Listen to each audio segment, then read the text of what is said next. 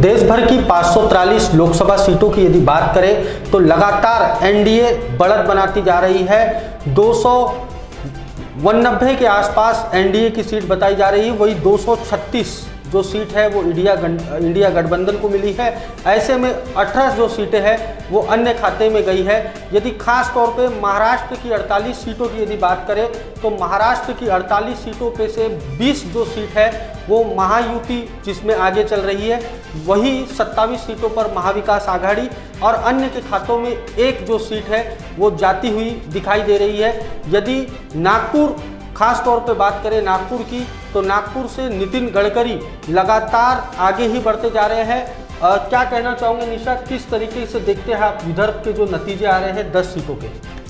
जी बिल्कुल, यहाँ पे कहा जा सकता है कि विदर्भ, जहाँ पे नागपुर में ही आरएसएस का संघ मुख्यालय है, काफ़ी ज़्यादा ये महत्वपूर्ण स्थान रखता है चुनावों के समय पर अपने आप में। लेकिन यहाँ अगर एनडीए की बात की जाए तो नागपुर में भाजपा से नितिन गडकरी जो कि लीड करते आ रहे हैं अभी तक ही, और अगर अमरावती की सीट पर देखी जाए, बात की जाए तो सबसे ज़्यादा रोचक तथ्य सामने आ रहा है। अभी तक ही यहाँ पर बलवंत वानखेड़े जो कि कांग्रेस से थे वो लीड कर रहे थे, लेकिन अभी ये ताज़ा जानकारी सामने आ रही है कि बीजेपी से नवनीत कौर राणा ये लीड कर रही हैं।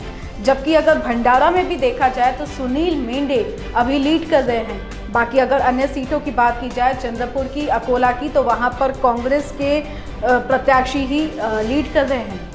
यदि हम महाराष्ट्र की 48 सीटों की यदि बात करें तो इसमें से जो 14 सीटें हैं उसमें भाजपा आगे चल रही है, वही शिंदे गुट को 5 तो ठाकरे गुट को 5 सीटें दिखाई दे रही है। वही शरद पवार गुट की यदि बात करें तो शरद पवार गुट जो है वो 8 सीटों पर आगे चल रहा है। साथ ही यदि अजित पवार गुट की बात करें तो 1 सीटों पर अजित पवार भी आगे चल रहे हैं। यदि खास तौर पे इस नतीजे पर यदि नज़र डाला जाए तो कुल मिलाकर ये कहा जा सकता है कि कहीं ना कहीं शिंदे गुट और ठाकरे गुट कहीं ना कहीं बराबरी के तुलना में हमें दिखाई दे रहे हैं। क्या लगता है निशा आपको?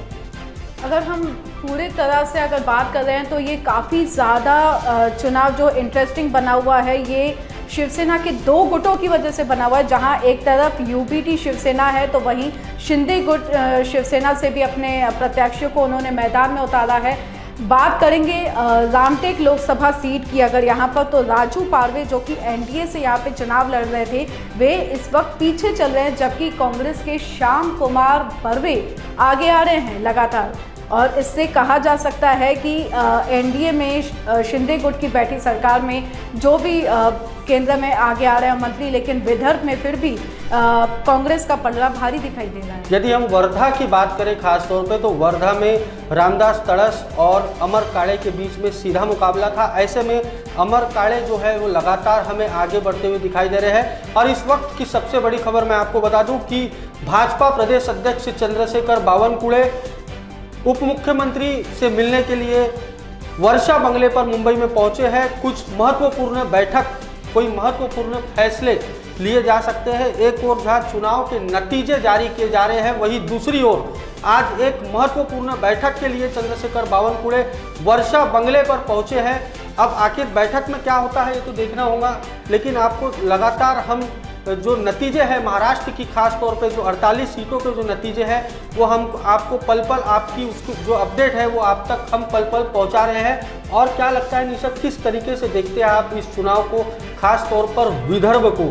क्या लगता है कि जिस तरीके के नतीजे सामने आ रहे हैं, यदि हम चंद्रपुर की बात करें तो बाड़ू धानोरकर की जो वाइफ है, जो उनकी पत्नी है, वो चुनावी मैदान में उतरी थी और लगातार बढ़त बनाते हुए दिख रही है। यदि हम 2019 चुनाव की बात करें तो 2019 चुनाव में विदर्भ से महज 1 सीट थी बाड़ू धानोरकर की, और आज भी बाड़ू धानोरकर की जो पत्नी है वो लगातार जीत की तरफ बढ़ती हुई दिखाई दे रही है। क्या कहना चाहोगे?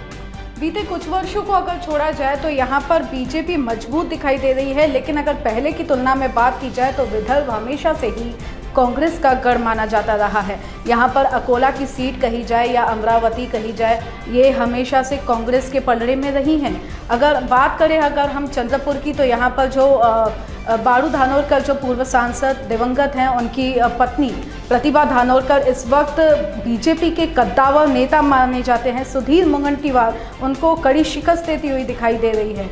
और इससे कहा जा सकता है कि विदर्भ में कहीं ना कहीं इंडिया गठबंधन का पलड़ा भारी है।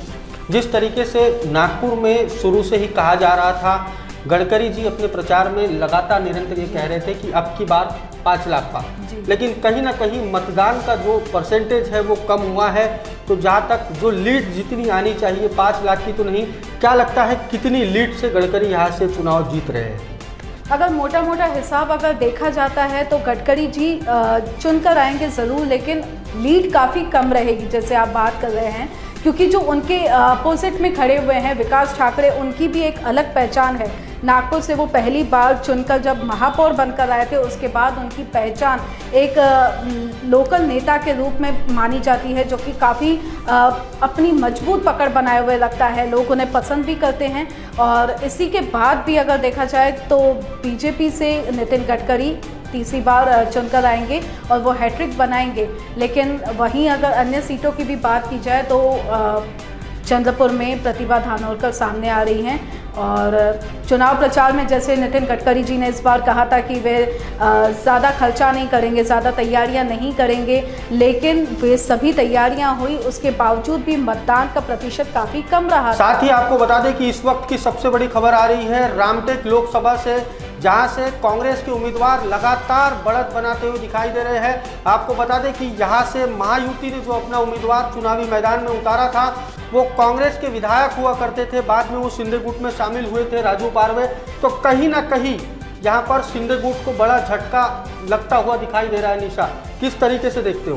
जी बिल्कुल, रामटेक लोकसभा अपने आप में काफ़ी महत्वपूर्ण स्थान रखता है। यहाँ पर शिवसेना से पहले कृपाल तोमार ने जो थे उन पर लोगों का विश्वास काफ़ी ज़्यादा बना हुआ था, लेकिन एनडीए ने इस बार यहाँ पे शिंदे गुट से राजू पारवे को स्थान दिया है। उनके अपोजिट में कांग्रेस से यहाँ पर श्याम कुमार बर्वे चुनाव लड़ रहे हैं। ये भी काफ़ी ज़्यादा रोचक था कि जब उनकी पत्नी उनका नामांकन रद्द कर दिया गया था, इसके बाद लोगों ने फिर भी अपना भरोसा जताया है और श्याम कुमार बर्वे लगातार आगे आ रहे हैं।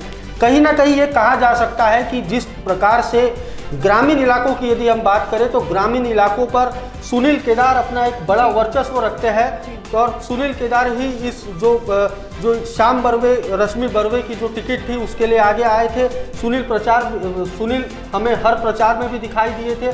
तो कहीं ना कहीं ये कहा जा सकता है कि जो श्याम बर्वे है उनमें एक कड़ा मुकाबला देखने को मिलेगा। क्या लगता है निशा? जी बिल्कुल, जैसे सामने और उस पट्टे की अगर हम बात करते हैं तो सुनील केदार भी काफ़ी कद्दावर नेता हैं, लोगों का काफ़ी विश्वास है उन पर। और जब अभी रश्मि बर्वे जी इनका नामांकन रद्द हुआ है, उसके बाद जिस तरह से एनडीए ने वहाँ पर राजू पारवे को उतारा है, ये खुद में ही काफ़ी ज़्यादा उलटफेर का दौर आपने देखा है कि एक तरफ वो पहले कांग्रेस के थे, उसके बाद उन्होंने एनडीए में शामिल हुए हैं। लेकिन रश्मि बर्वे के पति श्याम कुमार बर्वे लगातार दूसरे राउंड के बाद भी सामने आते जा रहे हैं। इससे कहना गलत नहीं होगा कि इंडिया गठबंधन का मजबूत वर्चस्व रख रही है रामटेक लोकसभा सीट। महिला विकास स्वरोजगार बहुउद्देशीय संस्था द्वारा आयोजित Nagpur mega trade fair, handloom, handicraft exhibition and amusement park का भव्य शुभारंभ 15 जून से आपको नागपुर में पहली बार रोबोटिक एनिमल शो भी देखने को मिलेगा।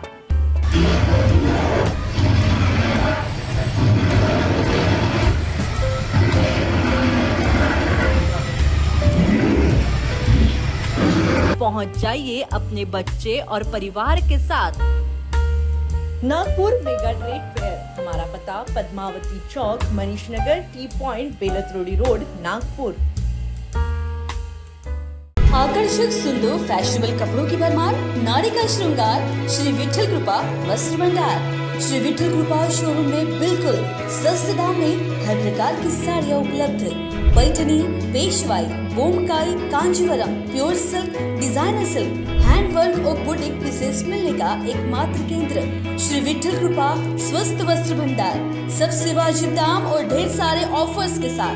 हमारा पता श्री विठल कृपा, श्री हरिनगर, मानेवाड़ा, नागपुर। आज ही हमसे संपर्क करें 7666502747 पर।